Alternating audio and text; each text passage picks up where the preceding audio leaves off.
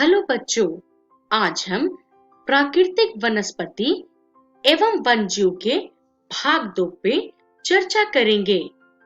तो बच्चों, इस वीडियो में हम वनों के प्रकार पे अपनी चर्चा को जारी रखेंगे।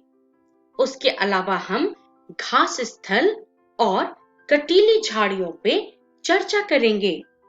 तो चलिए आगे बढ़ते हुए अपनी चर्चा वन पे जारी रखते हुए अब हम शीतोष्ण पर्णपाती वन पे चर्चा करेंगे।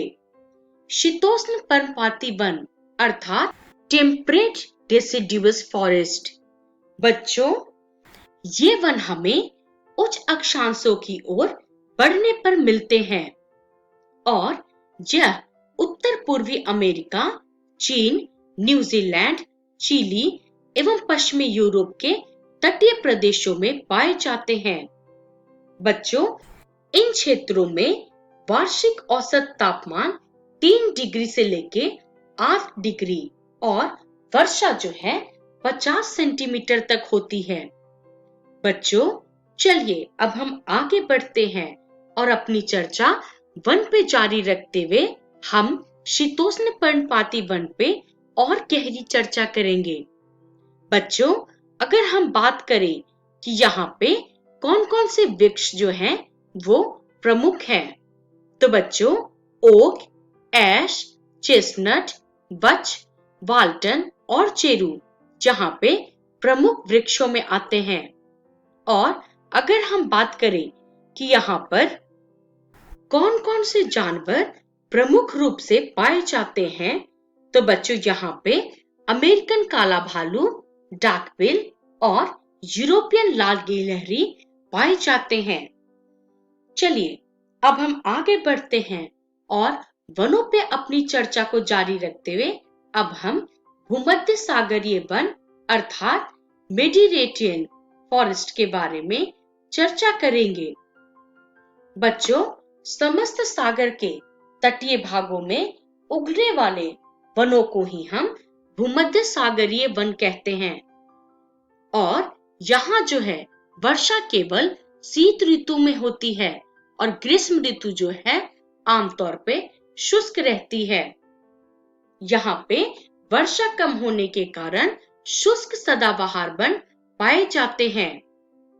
बच्चों, ये वन यूरोप, अफ्रीका एवं एशिया के भूमध्य सागर के समीप वाले प्रदेशों में तथा संयुक्त राज्य अमेरिका के कैलिफोर्निया और दक्षिण पश्चिम अफ्रीका में पाए जाते हैं।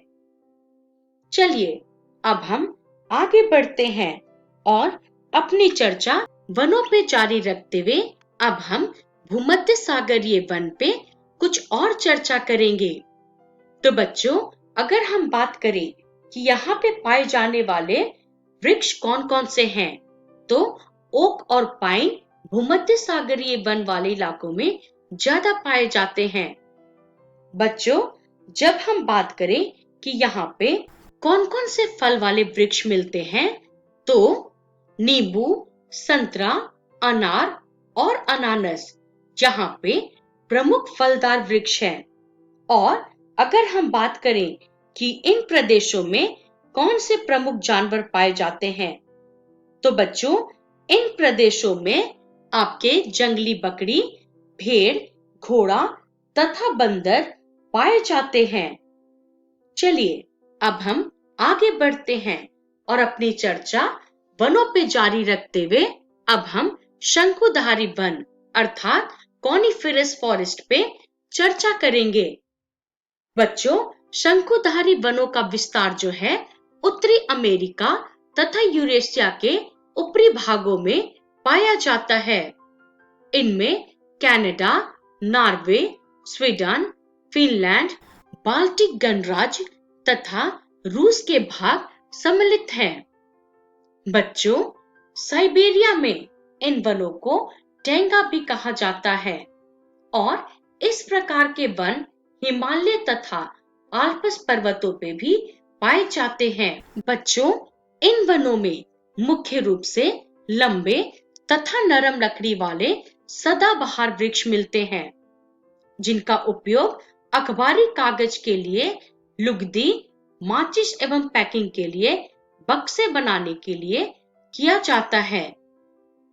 चलिए अब हम आगे बढ़ते हैं और अपनी चर्चा वन पे जारी रखते हुए हम शंकुधारी वनों पे डिटेल चर्चा बताते हैं।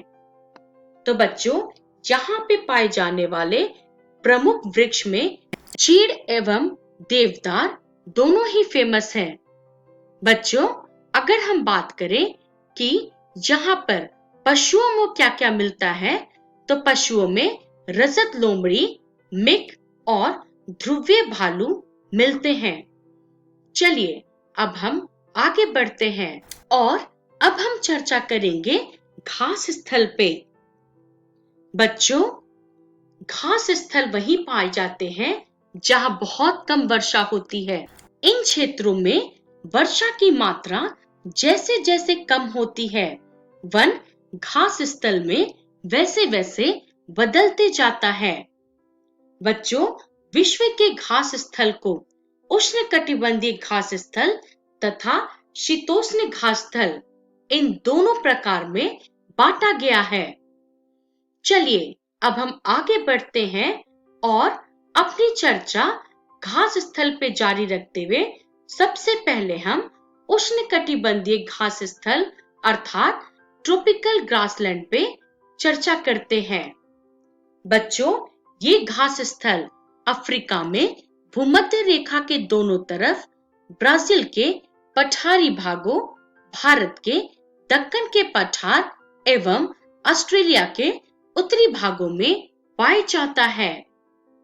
घास निम्न से मध्य वर्षा वाले क्षेत्रों में इन स्थानों में पैदा होती है, जिनकी ऊंचाई 3 से 4 मीटर के भीतर होती है।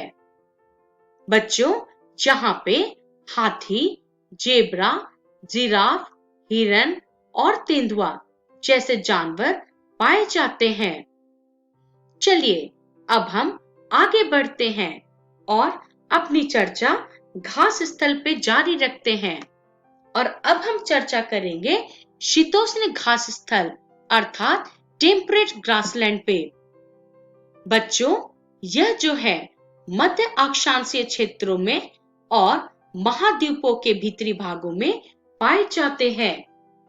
जहां की जो घास है वो आमतौर से छोटी एवं पौष्टिक होती है। बच्चों, शीतोष्ण प्रदेश में सामान्यतः जंगली भैंस, बाइसन और एंटीलोप जैसे जानवर पाए जाते हैं। चलिए अब हम आगे बढ़ते हैं। आगे बढ़ते हुए अब हम चर्चा करेंगे कटीली झाड़ियों पे। तो बच्चों, ये जो कटीली झाड़ियां हैं शुष्क रेगिस्तान जैसे प्रदेशों में पाई जाती हैं। बहुत ज्यादा गर्मी एवं बहुत कम वर्षा के कारण यहाँ जो है वनस्पतियों की कमी रहती है। और अगर हम बात करें ध्रुवीय प्रदेश की, तो वहां पे अत्यधिक ठंड के कारण केवल काई, लाइकेन एवं छोटी झाड़ियां पाई जाती हैं। इसे ही हम टुंड्रा प्रकार की वनस्पति के नाम से जानते हैं। बच्चों, ये वनस्पतियां यूरेशिया एवं उत्तरी अमेरिका के ध्रुवीय प्रदेशों में पाई जाती हैं। चलिए अब हम आगे बढ़ते हैं और अपनी चर्चा कटीली झाड़ियों पे जारी रखते हैं। बच्चों, जहां के जानवरों के शरीर पे मोटा फर एवं मोटी चमड़ी होती है ताकि उन्हें अत्यधिक ठंड से उनका बचाव हो सके। बच्चों, यहाँ पे पाए जाने वाले कुछ प्रमुख जानवर हैं सील, वालरस, कस्तूरी बैल, ध्रुवीय भालू और लोमड़ी। तो चलिए अब हम आगे बढ़ते हैं और चर्चा करते हैं कि इस वीडियो में हमने क्या सीखा। तो बच्चों, इस वीडियो में हमने वनों के प्रकार पे अपनी चर्चा को जारी रखी थी। इसके अलावा हम घास स्थल तथा कटीली झाड़ियों पे भी चर्चा किए और इन सब का रेफरेंस है भूगोल कक्षा 7 की पाठ्य पुस्तक। बच्चों, अगली वीडियो में हम प्रश्न उत्तर हल करेंगे। तब तक के लिए धन्यवाद।